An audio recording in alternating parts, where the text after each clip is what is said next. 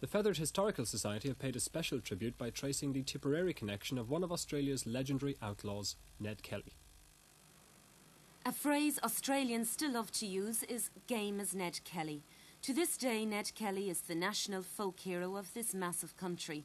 Son of an Irish convict, he was leader of the famous Kelly gang, who took to the bush after a series of clashes with the police.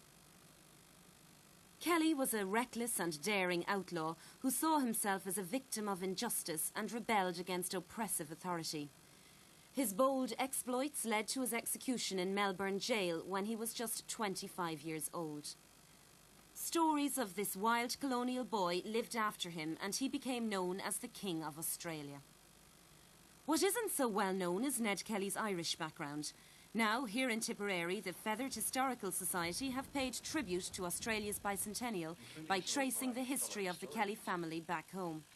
Months of painstaking research have uncovered fascinating new information, including the birthplace of his father, John. We're now in the townland of Clonbrogan, which is about a mile from the centre of Moyglass, where the church was. And this is the exact spot where John Kelly was born.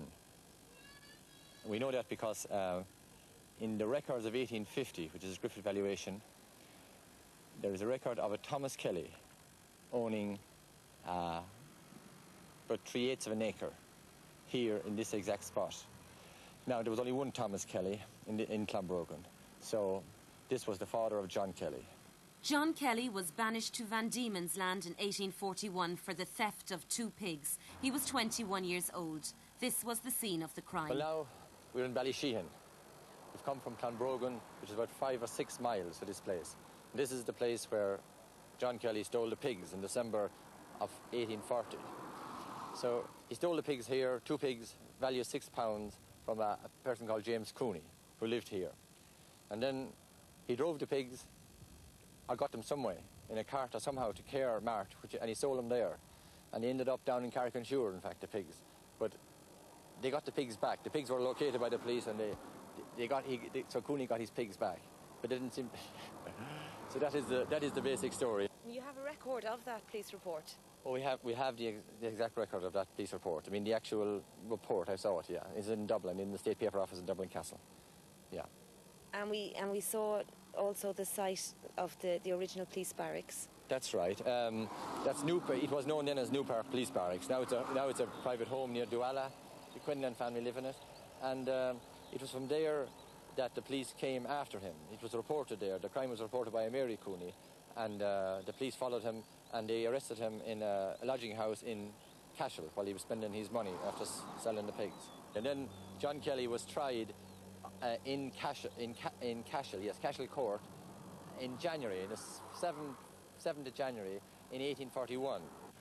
All of this new information has generated a fresh wave of interest in the Kellys. Many locals went on conducted tours to the areas of interest over the weekend. And there were visitors from Australia too, among them an expert on Ned Kelly.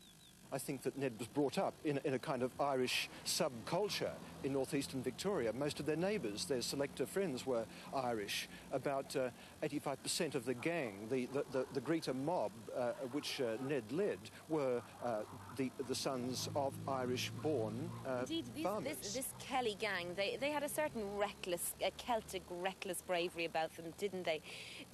Do you think this made them into rebel heroes and endeared them to Australians as a result? I think there are 2 sets of factors. I think there are the immediate factors, the immediate economic and social factors that conditioned them as the sons of unsuccessful small farmers. They were the fruit of disillusionment in the 1860s and 1870s. So certainly local conditions are very important. They certainly also were, to an extent, treated by the police as their natural game. They were sought out. They were given a hard time by the police.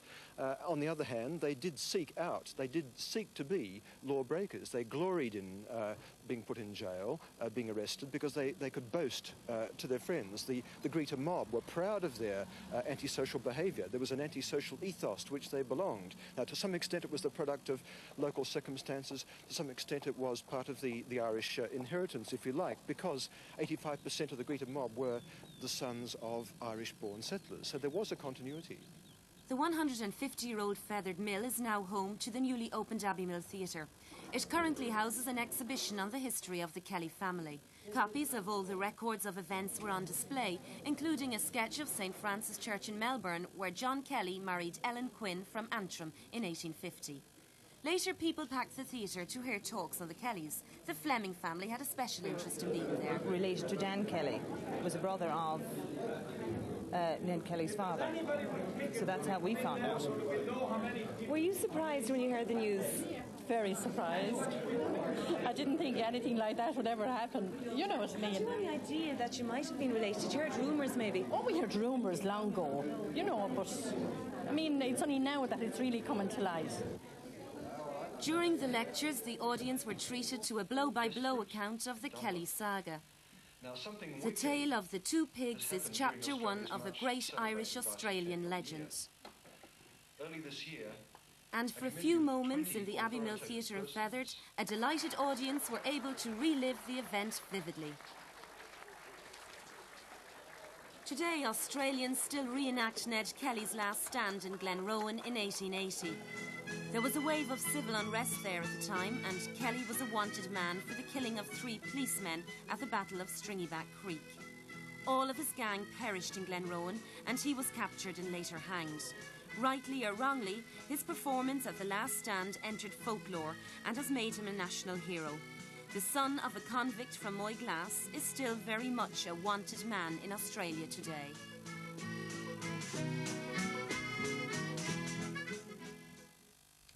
That report by Teresa Mannion.